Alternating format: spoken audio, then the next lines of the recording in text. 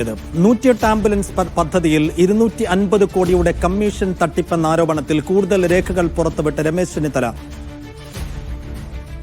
GVK EMRI രണ്ട് സംസ്ഥാനങ്ങളിൽ ശിക്ഷാ നടപടി നേരിട്ട കമ്പനിയാണ്. ടെക്നിക്കൽ ബിഡിൽ പരാജയപ്പെട്ട കമ്പനിയെ സർക്കാർ സംരക്ഷിച്ചു. കമ്പനിയുടെ അയോഗ്യത ചൂണ്ടിക്കാട്ടി മെഡിക്കൽ സർവീസസ് കോർപ്പറേഷൻ നൽകിയ പരാതി അവഗണിച്ചു. GVK EMRI കമ്പനിയുടെ അയോഗ്യത മറച്ചുവെച്ചതിനാണ് കമ്മീഷൻ ലഭിച്ചതെന്നും ചെന്നിത്തല ആരോപിച്ചു.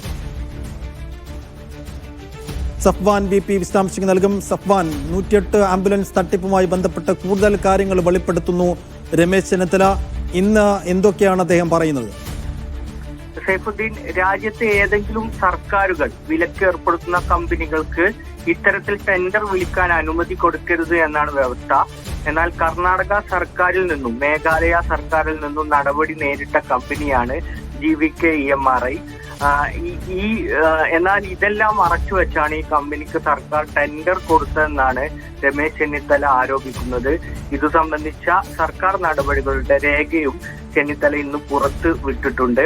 2019 ലഭിച്ച 250 കോടിയുടെ കമ്മീഷന്റെ സ്മരണക്കാണ് GVK EMRI കമ്പനിക്ക് ഫേവറബിൾ ആയ ഇത്തരത്തിലുള്ള സമീപനം സർക്കാർ സ്വീകരിക്കുന്നതെന്നും രമേശ് ചെന്നിത്തല ആരോപിക്കുന്നു.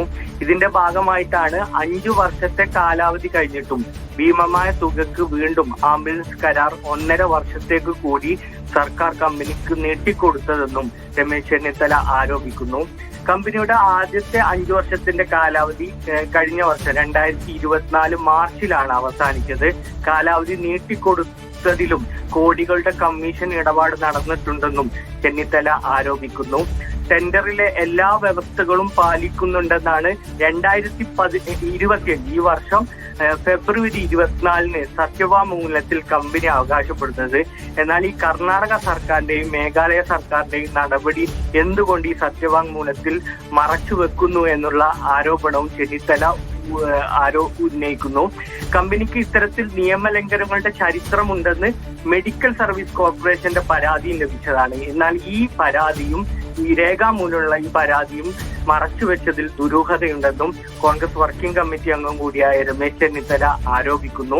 1ാം പിണറായി സർക്കാരിന്റെ കാലത്ത് 316 ആംബുലൻസുകൾക്ക് ഓപ്പറേറ്റ് ചെയ്യാനാണ് 517 കോടിയുടെ കരാർ GVK EMRI കമ്പനിക്ക് സർക്കാർ നൽകിയത്.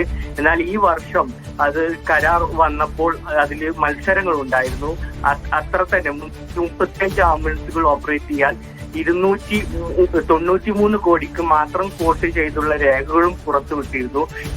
സംബന്ധിച്ചാണ് ഈ വിഷയത്തിൽ വലിയ അഴിമതി നടന്നിട്ടുണ്ടെന്ന കാര്യം രമേശ് ചെന്നിത്തല പുറത്തുവിട്ടത്. അത് സംബന്ധിച്ചുള്ള കൂടുതൽ രേഖകളാണ് ചെന്നിത്തല ഇപ്പോൾ പുറത്തുവിടുന്നത്. ശരി, സഫ്വാൻ VP ആണ് തിരുവനന്തപുരത്ത് നിന്ന് വിശദാംശങ്ങൾ നൽകിയത്.